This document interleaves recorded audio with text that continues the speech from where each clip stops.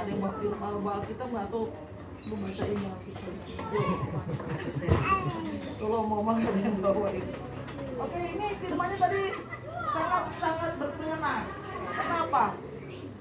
Temanya adalah ada mujizat dalam bersyukur. Tadi lagu tadi lagunya ya. Ada mujizat. Bukan begitu ya? Itu ada musiknya, ada ayatnya di Efesus 5 ayat 20. Nah, dibuka dulu kakak kita Marta ya. Ada 2 ayat nanti kaitannya ya. Ada mujizat dalam bersyukur. Efesus 5 ayat 20 dibacakan buat kita semua. Kak Marta. Efesus 5 ayat 20 firman Tuhan berkata, ucaplah syukur senantiasa atas segala sesuatu dalam nama Tuhan kita Yesus Kristus kepada Allah dan Bapa kita. Lagi 1 ayat di 1 Tesalonika 5 ayat 18. Ini ada 2 ayat. 1 Tesalonika 5 ayat 18. 1 Tesalonika 5 ayat 18. Lu coba kasih nih. Mengucap syukurlah dalam segala hal, sebab itulah yang dikehendaki Allah dalam Kristus Yesus bagi kami. Amin. Itu firman-Nya yang kita pegang hari ini ya. Saya mau tanya kepada saudara kita di sini, apakah saudara-saudara, kakak-kakak, bapak-bapak, adik-adik sudah mengucap syukur hari ini? Benar nih. Ibu ya.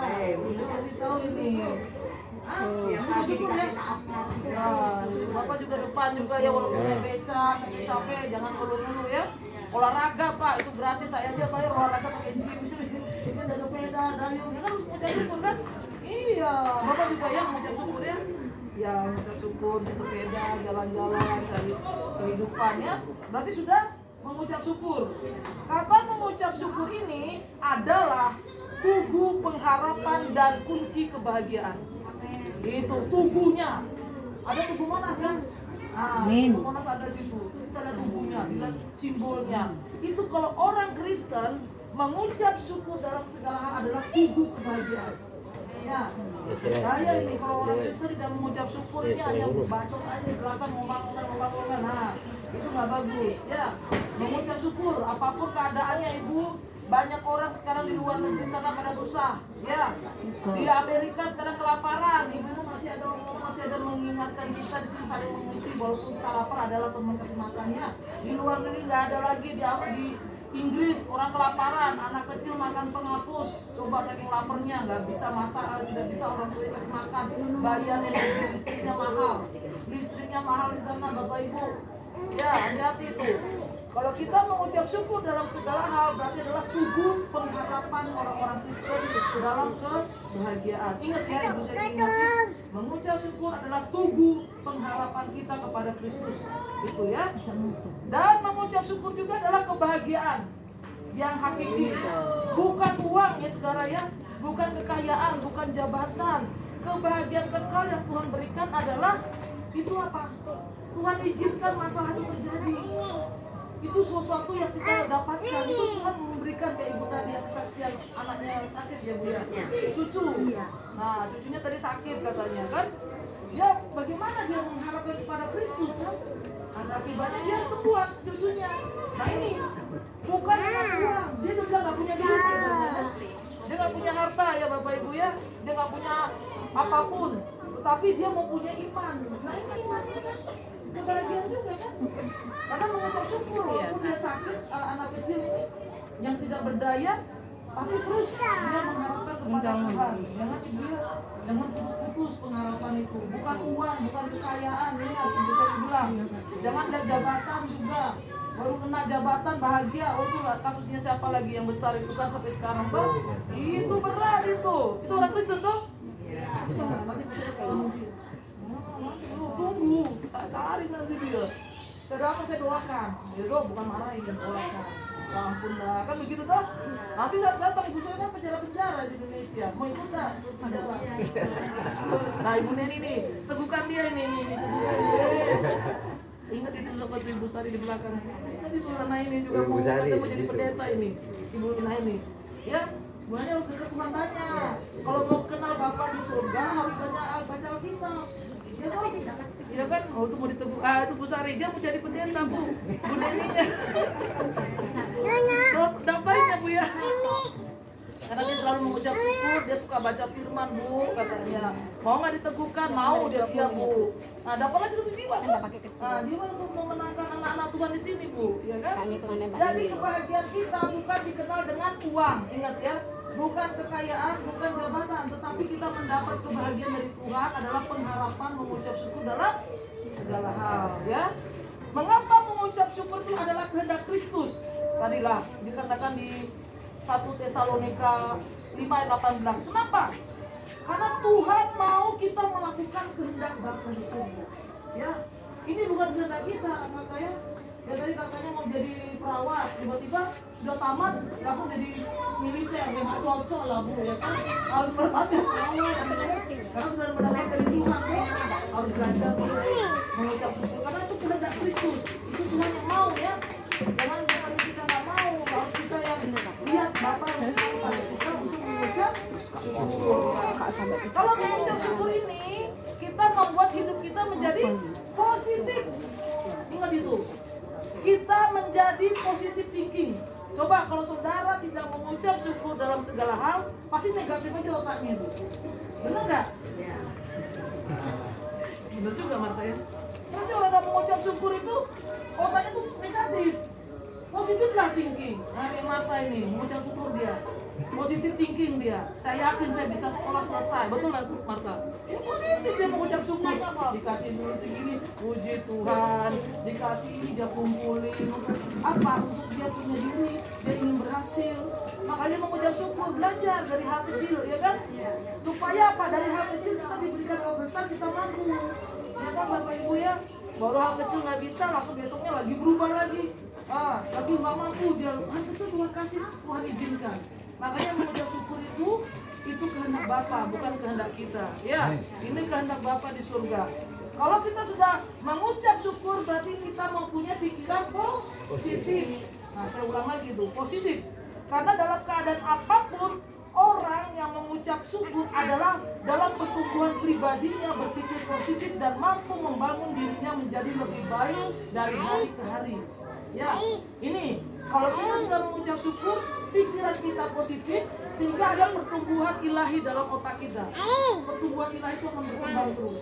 Ya, perkembangan terus menjadi lebih baik dari hari ke dalam hari ke hari apapun keadaannya. Apapun saudara mendapatkan masalah dalam keuangan, saudara mengalami masalah sakit, tetap mengucap syukur itu akan membangun kita lebih baik lagi hari ke hari.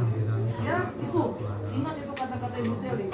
Jadi berpikir positif akan terasa lebih mudah menghadapi masalah, saudara. Ya, itu kuncinya. Bapak ya, jangan lupa mengucap syukur. Akibatnya apa? Kita terus membawa pertumbuhan ilahi kita setiap hari kepada Tuhan, sehingga berpikiran positif terasa lebih mudah menghadapi masalah apapun. Masalahnya apapun itu kecil, ya kan? Apapun kecil. Tapi kalau sudah bahagia jangan lupa. Nah, kalau kita sengsara baru dari Tuhan, datang komsel, ya Bu ya. Setelah kebahagia dia lupa kita Bu. Nah, lagi Bu Neni bilang aku gak kenal itu siapa Ibu lah. Jangan lagi ya. Harus mengucap syukur. Kita menghadapi masalah-masalah apapun menjadi mudah, dimudahkan oleh Tuhan. Dan karena Tuhan maunya adalah segalanya adalah mendatangkan kebaikan, Bapak Ibu. Ya, mendatangkan kebaikan adalah mengucap syukur. Ya, lewat mengucap syukur ini Bapak Ibu percaya nggak ada mujizat? Nah, itu kan mujizat. Ya, ada mengucap syukur, terus kalian mendapatkan berkat Tuhan. Setiap ada masalah kecil itu akibatnya apa? Setelah selalu mengucap syukur dan kita menghadapi masalah kecil di hadapan Tuhan, akibatnya apa? Mendatangkan kebaikan dan disitulah ada mujizat. Makanya temanya adalah ada mujizat dalam bersyukur ya, kan ya. Nah ini firman Tuhan. Karena apa? Firman Tuhan mengatakan apa? Orang-orang yang mengucap syukur itu hatinya gembira terus. Hatinya gembira. Coba kalau orang yang mengucap syukur itu mau nyanyi dia males. Ya kan kalau orang suka nyanyi pasti bahagia ya. Nah ini Marta nih soalnya ini bener aku nih. Ya itu semua nyanyi puji-pujian apapun di lagu walaupun nyanyi pujian itu kelihatan orang bersyukur itu. Ya coba kalau orang yang negatif tinggi nggak mau bersyukur berdumba di belakang. Oh potong daging ya kurang ajar ini ibu suka ya. Ya bener nih ya. Sampai tembok pun mendekat ya. Itu mau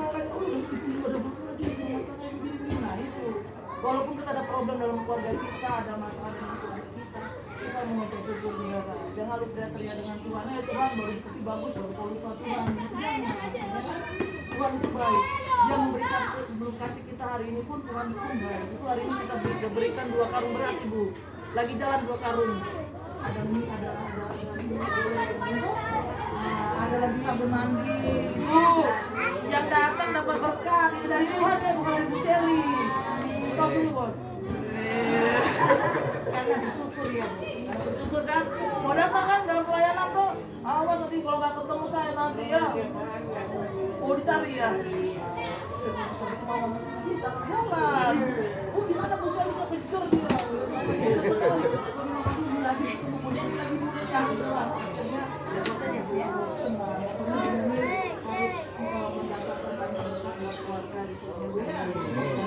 Berkat bukan dari firman saja, rohani kita dikuatkan, saudara terus di refresh kita punya iman sama Tuhan ya. Ya, kata mengucap syukur itu pun Tuhan Yesus juga melakukan. Dia berikan apa itu Bapak Ibu? Berikan akan 5.000 orang, ya kan? Dan dia juga memberikan apa? 3 berapa roti itu Kak? 5 roti dan 2 ikan, sisa berapa bakul? Oh 5.000 bakul. 12.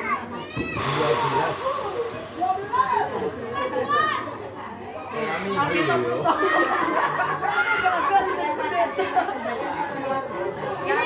Ini Tuhan Yesus mengucap syukur loh. Waktu dia dapatin roti itu dia bilang apa? Dia mengucap syukur mau apa? Ya enggak? Ini roti dan apa namanya ikan dibagi-bagikan. Tuhan aja mengucap syukur. Jangan jadi kita saudara. Ya. Jangan lupa itu baru punya uang 1.000 rupiah marah-marah. Baru 1 juta. Kalau diam-diam sudah dikasih Tuhan ini nanti sebentar. Jangan begitu, tidak begitu saudara ya. Mengucap syukur kasih dengan ikhlas, ya kan? Maka Tuhan ajarkan supaya keikhlasan dan ketulusan itu penting juga dalam hidup kita. Sebagai anak Tuhan, jangan bosan-bosan mengucap syukur. Karena kalau mengucap syukur, kita mendapatkan berkat dari Tuhan, kita melihat mujizat itu nyata. Dia ini nyata ibu, dia tidak ada saksi. Makanya tadi diam-diam ibu saya berkata saksi. Nah betul. Apa itu? Saya. Oh ibu tidak. Iya itu mau langsung bukan? Jalan-jalan ya. Iya kebetulan ya. Makanya kalau kita mengucap syukur, jangan lupa beribadah banyak doa. Kalau dekat sama Tuhan iblis lagi.